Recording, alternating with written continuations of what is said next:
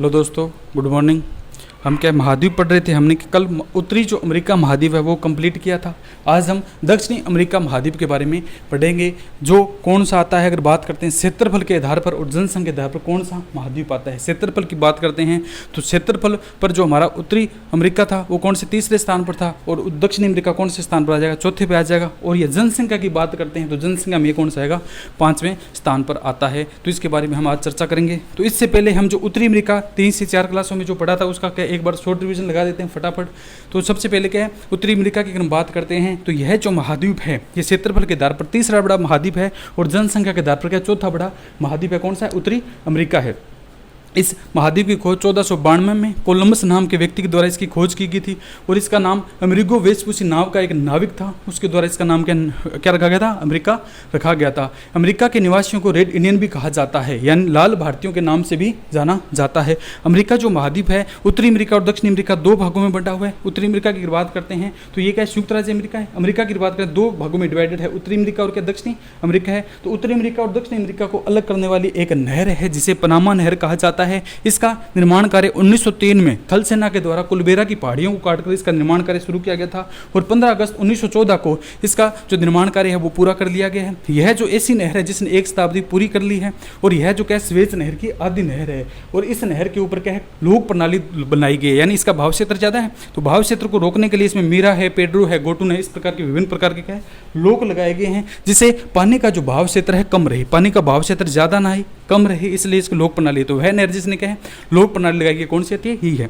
इसके बाद हमने देखा था कि जो अमेरिका महाद्वीप है उसकी अगर बात करते हैं पर्वतमाला की अगर बात करते हैं तो रॉकीज पर्वतमाला है, जिसकी सर्वोच्च चोटी की अगर बात करते हैं तो हमने क्या पढ़ा था, माउंट क्या है, मेकले है, जिसकी सर्वोच्च चोटी कौन सी, माउंट मेकले इसकी सर्वोच्च। इसके निम्नतम बिंदु की बात करते हैं डेथ वैली था, मर्द घाटी के नाम से जाना जाता है। यहाँ का तापमान बहुत ज़्यादा होने के कारण यहाँ पर जो भी व्यक्ति जाता है उसकी मृत्यु हो जाती है, इसलिए इसे डेथ वैली के नाम से जाना जाता है। इसके बाद हमने चर्चा की थी कि जो उत्तरी अमेरिका महाद्वीप है इसका सबसे बड़ा जो द्वीप है वो कौन सा है, ग्रीनलैंड है। ग्रीनलैंड को उत्तरी अमेरिका का या विश्व का सबसे बड़ा द्वीप कहा जाता है। यहाँ पर क्या सर्वाधिक तापमान -डिग्री में रहता है, -50 डिग्री रहता है, यानी बर्फ जमी रहती है। यहाँ पर एक जनजाति पाई जाती है जो कि एक्सिकमो है जनजाति पाई जाती है, -50 डिग्री पर निवास करती है। इनके द्वारा घरों का निर्माण किया जाता है जिसे इग्लू कहा जाता है। इनके घरों को क्या कहा जाता है, इग्लू कहा जाता है। और ये बिना पहिए की गाड़ी स्लेज का प्रयोग करते हैं, रेडियर भालू का प्रयोग करते हैं, रेडियर कुत्ता या भालू का प्रयोग कहा जाता है, इसको खींचने के लिए इसका प्रयोग किया जाता है। और ये क्या है, जल की देवी सेदना की पूजा करते हैं, और एक नाव का यूज करते हैं, ठीक है, पानी में भाव क्षेत्र में बहने के लिए नाव का यूज करते हैं, इसे ग्या कहा जाता है। और इनमें क्या है, मछली के आंखों चश्मा लगाते हैं, चश्मा लगा कर रहते हैं, तो क्या है मछली जो है उनके क्या है दांतों से चश्मा बनाकर के पहनते हैं, और जल की देवी सेदना की पूजा करते हैं। और ये क्या है, जो आत्मविश्वास उन्हें खूब अंधविश्वासों में खूब मानते हैं, झाड़ा फूंक उनमें क्या ज़्यादा विश्वास रखते हैं। ये कौन सी थी, ग्रीनलैंड में एक पाई जाती जनजाति है, उसके बारे में मुख्य बातें थी। इसके बाद इनके घरों को क्या कहा जाता है, इग्लू कहा जाता है। इसके बाद हमने देखा था कि ग्रीनलैंड है, ठीक है। इसके बाद अगर बात करते हैं कि उत्तरी अमेरिका का सबसे बड़ा जो देश है वो कौन सा, न्यूयॉर्क है, जिसे न्यू एम्स्टर्डम कहा जाता है। जिसे किसके नाम से, न्यू एम्स्टर्डम कहा जाता है। पुराना नाम क्या था, न्यू एम्स्टर्डम है। न्यू ऑफ यॉर्क एक पुर्तगाली व्यक्ति था जिससे यहाँ पर आया था, व्यापारिक उद्देश्य से आया था, उसके नाम पर इसका नाम क्या पड़ा था, न्यू यॉर्क रखा गया। न्यूयॉर्क क्या है, इसका नाम रखा गया। न्यूयॉर्क की अगर बात करते हैं तो यहाँ का बंदरगाह सबसे बड़ा, और बंदरगाह की बात करते हैं तो न्यूयॉर्क में है। यहाँ पर क्या सबसे व्यस्तम हवाई अड्डा है जिसका क्या नाम है, कनेडी हवाई अड्डा है। विश्व का सबसे अगर हवाई अड्डे की बात करते हैं तो कौन सा आता है, कनेडी हवाई अड्डा कहाँ पर है, न्यूयॉर्क में स्थित है। और यहाँ की बात करते हैं, न्यूयॉर्क में जो देश है, न्यूयॉर्क के जो देश है वो विश्व के क्या है सर्वाधिक उनके द्वीप को माना जाता है। न्यूयॉर्क के देशों का विश्व के प्राचीन विरासतों में क्या है, इनमें संयुक्त रूप से क्या है माना जाता है। तो न्यूयॉर्क एक तो क्या है सबसे बड़ा देश कौन सा, उत्तरी अमेरिका का है। अगर तटीय क्षेत्र की बात करता है कि तटीय क्षेत्र वाला सबसे बड़ा जो देश है वो कौन सा आता है, तटीय वाला हमने बताया था कनाडा जो है सर्वाधिक तट वाला क्या है देश है। तटीय रख वाला का सर्वाधिक सबसे बड़ा देश कौन सा है, कनाडा है। जबकि सीधा पूछेगा तो ये कौन सा आता है, अपना सीधा के पास पूछते हैं तो सीधा कौन सा आता है, न्यूयॉर्क जो देश है वो उत्तरी अमेरिका का सबसे बड़ा क्या है देश है। इसकी जो प्रशासनिक और राजधानी है, प्रशासनिक और क्या राजधानी की बात करते हैं तो इसकी आर्थिक राजधानी न्यूयॉर्क है, और प्रशासनिक की राजधानी की अगर बात करते हैं वाशिंगटन इसकी क्या है, उत्तरी अमेरिका की प्रशासनिक जो राजधानी थी वो कौन सी है, वाशिंगटन है। और आर्थिक कौन सी थी, न्यूयॉर्क थी। न्यूयॉर्क में क्या है, यही बातें पढ़ी थी हमने, न्यूयॉर्क में ये था। इसके बाद में हमने क्या बताया था कि एक बेफिन द्वीप है और एक कौन सा है, बेफिन द्वीप है, और कौन सा था अपना ग्रीनलैंड है। दोनों के बीच में एक जल संधि पाई जाती है जिसका नाम क्या डेविस जल संधि है, जो विश्व की सबसे बड़ी चौड़ी जल संधि है। सबसे चौड़ी जल संधि कौन सी है? डेविस जल संधि है, जो बेप्पे द्वीप और ग्रीनलैंड दोनों को क्या है मध्य में पाई जाती है, यानी चौड़ा आकार है इसका, इसलिए कहा जाता है। इसके बाद में हमने पढ़ा था कि कल हमने क्या है विनिपेग को क्या है गेहूं के विश्व में सर्वाधिक अगर बात करते हैं उत्तरी अमेरिका का सबसे गेहूं ज़्यादा उत्पादन कौन सा क्षेत्र है? विनिपेग को कहा जाता है। शिकागो को मांस की मंडी का रूप में जानते हैं, और यहाँ पर क्या 11/9/1893 को जो शिकागो सम्मेलन हुआ था उसके विश्व विख्यात इसको प्राप्त हुआ था। और इसके बाद की अनुवाद करते हैं तो न्यूयॉर्क में क्या सबसे बड़ी मांस की शिकागो के अंदर क्या है, न्यूयॉर्क की सबसे बड़ी मांस की जो मंडी है वो कौन सी आती है? शिकागो में है। यहाँ पर क्या सबसे ज़्यादा जो मांस खाने का काम कौन करते हैं? शिकागो के लोग हैं सबसे ज़्यादा मांस खाने का। और सबसे बड़ी विश्व में सबसे बड़ी मक्का की मंडी की हमने बात की थी, कौन सी है? सेंट जो लुइस है। विश्व में सबसे बड़ी क्या है मक्का उत्पादन का क्षेत्र है वो कौन सा आता है? सेंट लुइस है। सेंट लुइस में सर्वाधिक क्या मक्का का उत्पादन किया जाता है। और चांदी की अगर बात करते हैं सर्वाधिक उत्तरी अमेरिका में सर्वाधिक चांदी का उत्पादन कहाँ पर होता है? तो मेक्सिको एक क्षेत्र है, वहाँ पर क्या सर्वाधिक चांदी का जो उत्पादन है वो देखने को मिलता है। ठीक है, सर्वाधिक चांदी का उत्पादन क्या देखने को मिलता है। और सर्वाधिक क्या है उत्तरी अमेरिका में सभी प्रकार की मोटर गाड़ियों का निर्माण किया जाता है, जिसे क्या कहा जाता है? ड्रे टाइड के नाम से जानते हैं। यानी यहाँ पर क्या सभी प्रकार की मोटर गाड़ियाँ बनाई जाती है। और हमने किया था कि उत्तरी अमेरिका के क्या है एक रेखा, उत्तरी अक्षांश में एक रेखा गुजरती है जो 49 डिग्री है, जो कनाडा व संयुक्त राज्य अमेरिका को क्या अलग करती है। कनाडा जो क्या सबसे लंबी तटरेखा वाला देश कौन सा है? कनाडा है। अगर बात करते हैं सबसे लंबी तटीय रेखा वाला है, अगर बात करते हैं वैसे उत्तरी अमेरिका का सबसे बड़ा देश कौन सा है? न्यूयॉर्क है। हडसन की जो खाड़ी है सबसे लंबी तटरेखा वाली खाड़ी कौन सी आती है? हडसन की खाड़ी है। अगर वैसे वो बात करेगा कि सबसे बड़ी खाड़ी कौन सी आती है उत्तरी अमेरिका की, तो कौन सी आती है? मेक्सिको की खाड़ी है। ये चीज़ें हमने यहाँ के उत्तरी अमेरिका में हमने क्या कल पढ़ा था कि इनमें ड्रेटाइड जो है यहाँ पर क्या सर्वाधिक कार्य और इनका क्या निर्माण किया जाता है। डेटन में स्वादी। इसके बाद हमने किया था एक क्या है नदी निकलती है जो पांचों जिलों को जोड़ने का कार्य करती है। एक नदी है उत्तरी अमेरिका की, एक नदी है जो कि पांचों जो जिले हैं उनको क्या जोड़ने का कार्य करती है। उसका नाम कौन सा है? सेंट लॉरेंस नदी है। क्या है? सेंट लॉरेंस नदी है, जो इरी है, एंटीरियो इरी यूरस मिशिगन और क्या है लास्ट सुपीरियर जो झील है, इन दोनों को जोड़ने का कार्य करती है। मिशिगन को मिसिसिपी भी कहा जाता है। सुपीरियर जो झील है मीठे पानी की सबसे बड़ी झील कौन सी आती है? सुपीरियर झील है, जो उत्तरी अमेरिका में पाई जाती है। और सेंट लॉरेंस इनको क्या जोड़ने का कार्य करती है। और मिसिसिपी मिसौरी जो नदी है वो उत्तरी अमेरिका की सबसे बड़ी मीठे पानी की क्या है नदी है। यहाँ हमने पढ़ा था ये उत्तरी अमेरिका की जो मुख्य जो बातें थी इनमें क्या है हमने ये प्रणालियाँ कर ली थी। ठीक है, तो पांचों जिलों को जोड़ने वाली नदी को क्या कहा जाता है? सेंट लॉरेंस है। यहाँ तक हमने पढ़ा था। तो ये मुख्य उत्तरी अमेरिका की बातें थी, इनमें हमने क्या है एक फटाफट रिवीजन कर दिया। अब हम बात करते हैं कि इसमें एक और चीज़ था, इसमें क्या है गर्म पानी के गीजर भी थे। उत्तरी अमेरिका में क्या है गर्म पानी है। गर्म पानी के गीजर को क्या कहा जाता था? ठीक है, ओल्ड फेथफुल। गर्म पानी का जो गीजर था उसे क्या कहा जाता था? ओल्ड फेथफुल है, यानी पुराना विश्वास पत्र है। वो कौन सा था? येलोस्टोन जो नेशनल पार्क था, यानी येलोस्टोन नेशनल पार्क में क्या है यह लगाया गया था। यह क्या वहाँ पर उपस्थित है? कौन सा आता है? ओल्ड फेथफुल है, जो क्या गर्म पानी का एक झरना है जिसे गीजर कहा जाता है। ये हमने बातें पढ़ी थी। अब हम बात करते हैं दक्षिणी अमेरिका है कि दक्षिणी अमेरिका में मुख्य क्या चीज़ें हैं। तो एक बार रिवीजन करोगे तो आपको क्या ज़्यादा दिक्कत नहीं आएगी, क्योंकि सारी चीज़ें एक साथ एकजुट होकर आ जाती है। ठीक है, तो अभी पानी पीते हैं, फिर क्या है दक्षिणी अमेरिका के बारे में चर्चा करेंगे।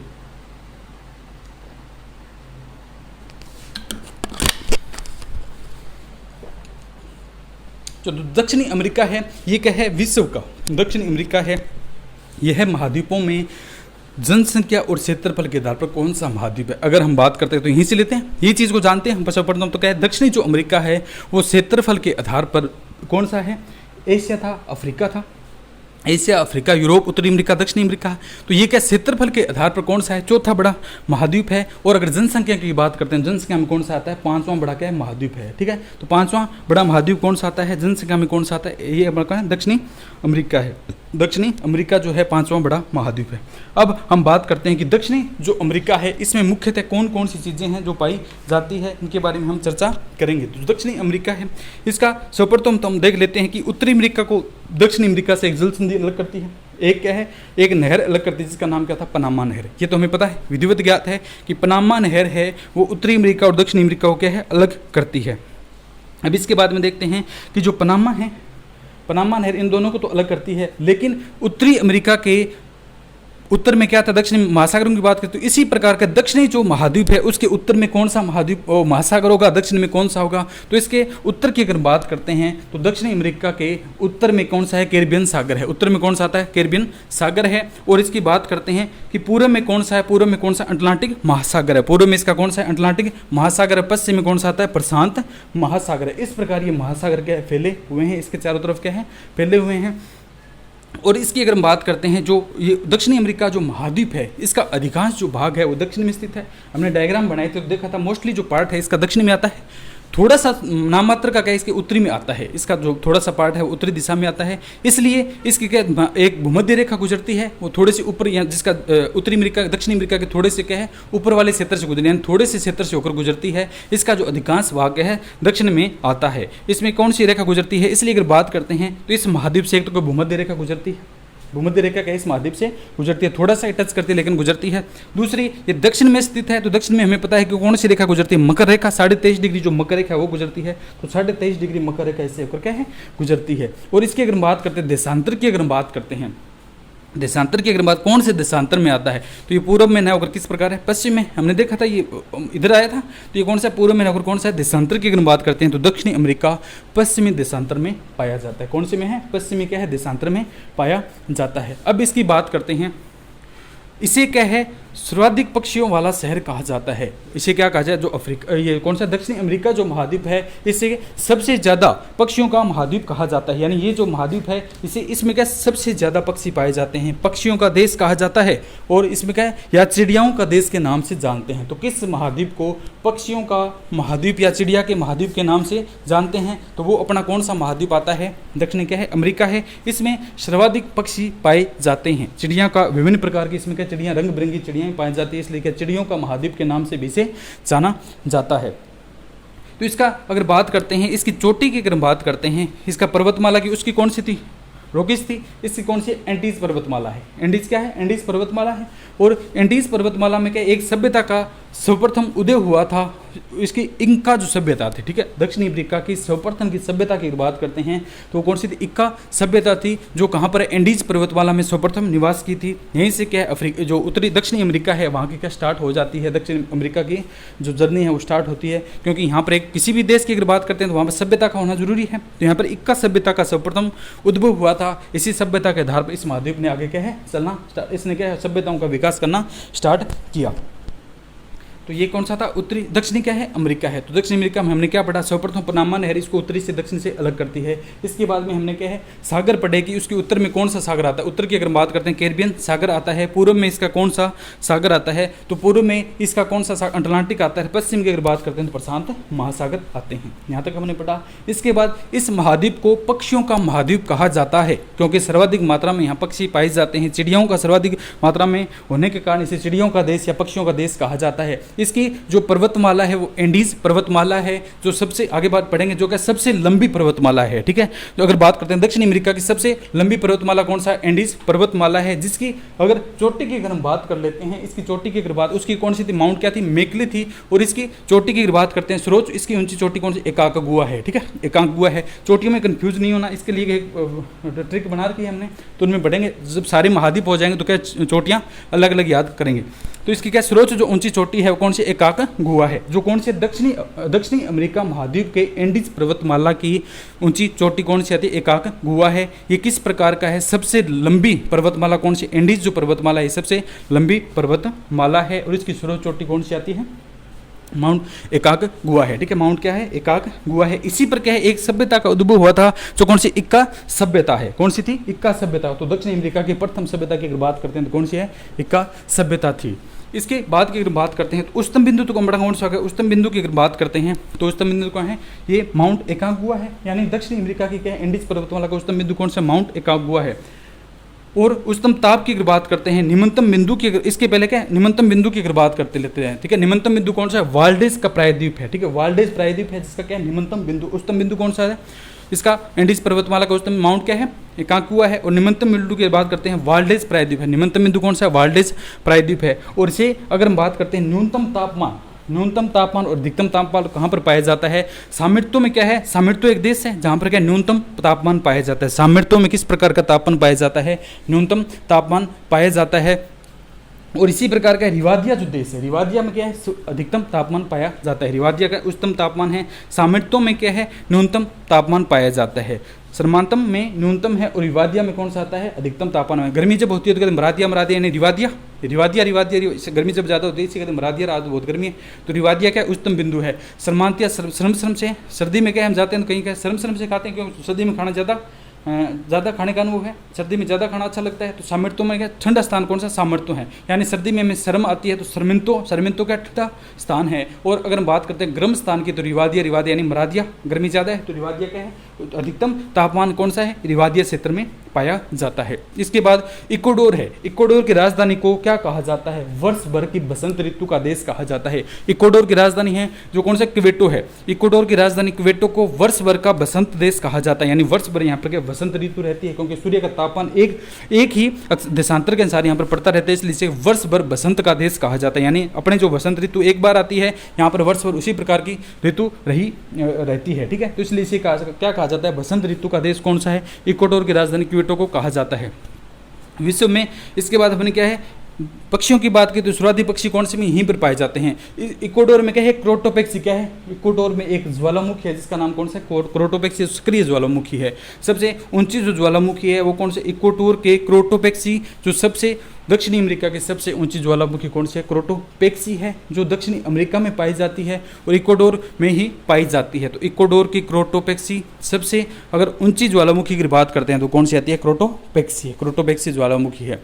इसमें क्या है? एक झील पाई जाती है, टिटिकाका झील है, ठीक है। टिटिकाका क्या है? झील है, मीठे पानी की झील है और सबसे क्या है? विश्व की सबसे ऊंची मीठे पानी की झील है, टिटिकाका झील पाई जाती है। कौन से महाद्वीप में टिटिकाका झील पाई जाती है? तो यह जो झील है दक्षिणी अमेरिका में पाई जाती है और यह क्या? सबसे ऊंची मीठे पानी की झील है। टिटिकाका झील किस प्रकार की है? विश्व की सबसे ऊंची क्या है? मीठे पानी की झील कौन सी आती है? टिटिकाका झील है, ठीक है। तो यह मीठे पानी की है।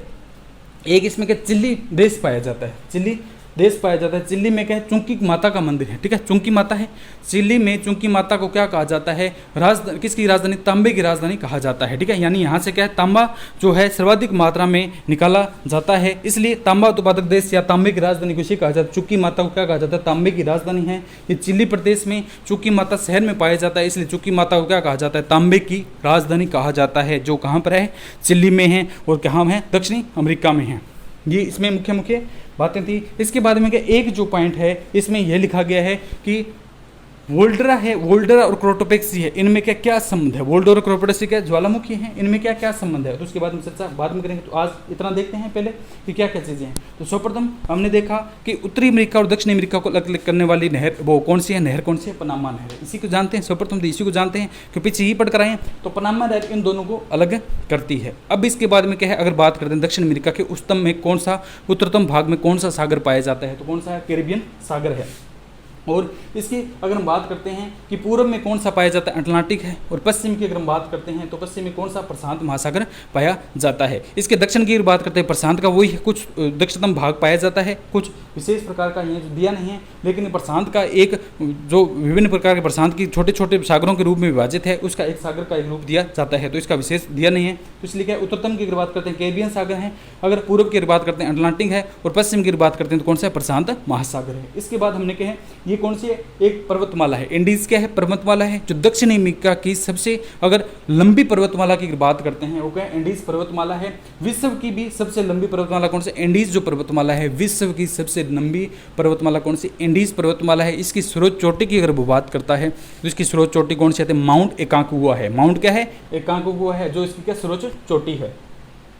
इसके मध्य से कौन सी रेखा गुजरती है? इसका थोड़ा सा भाग उत्तरतम भाग में पाया जाता है, उत्तरतम दिशा में पाया जाता है। वैसे तो क्या उत्तरी अमेरिका है, लेकिन थोड़ा सा भूमध्य रेखा हमने गुजारी थी जब सारे महाद्वीप बनाए थे एक साथ। एक बार लास्ट में फिर बना देंगे, जब सारे महाद्वीप एक साथ बनाते हैं तो इसका थोड़ा सा हिस्सा क्या उत्तरतम भाग में आता है। तो ये क्या भूमध्य रेखा इसलिए यहाँ से गुजर जाती है। इसके बिल्कुल ऊपर से क्या भूमध्य रेखा गुजरती है, यानी 0 डिग्री है। और इसके अगर दक्षिण की बात करें, दक्षिण में क्या मकर रेखा 23.5 डिग्री जो है मकर रेखा इसके भूमध्य से यहाँ से गुजरती है। बीचों बीच से कौन सी है? 23.5 डिग्री मकर रेखा इसके बीचों बीच से गुजरती है। और इसकी देशांतर की बात करते हैं, पश्चिम देशांतर में आता है। दक्षिणी अमेरिका जो महाद्वीप है वो पश्चिम देशांतर में पाया जाता है। यहाँ तक देखिए। इसके बाद की अगर बात करते हैं तो पहला देख लेते हैं इसका क्या उच्चतम बिंदु तो ये था, सर्वोच्च चोटी कौन सी? एकांकुआ है। और इसके बाद के उच्चतम बिंदु की अगर हम बात करते हैं, इसका उच्चतम तापमान कहाँ पर पाया जाता है? वही मरादिया, रिवादिया में क्या उच्चतम तापमान पाया जाता है। गर्मी ज़्यादा होती है तो ये कहते हैं हाँ तुम रिवादिया और गर्मी ज़्यादा है तो रिवादिया याद रह जाएगा। उच्चतम तापमान, न्यूनतम तापमान की अगर बात करते हैं, जब भी ठंड होती है तो हमें क्या खाने पीने में शर्म आती है, क्यों कहीं भी रिश्तेदारी में जाते हैं तो शर्म आती है कि ज़्यादा ना खा, क्यों सर्दी में क्या भूख ज़्यादा लगती है। तो सामर्थ्य को क्या कहा जाता है? न्यूनतम तापमान है। ठंड न्यूनतम तापमान याद रखें, शर्म आएगी। न्यूनतम तापमान क्या गया कि शर्म आएगी तो सरमिंतो में क्या रहता है, न्यूनतम तापमान रहता है। इसका अगर निम्नतम बिंदु की अगर बात करते हैं, उच्चतम तो ये था, निम्नतम बिंदु की बात करते हैं तो वाल्डेज प्लेट्स प्रदेश है, वाल्डेज प्रायद्वीप है, उसको निम्नतम कहा जाता है।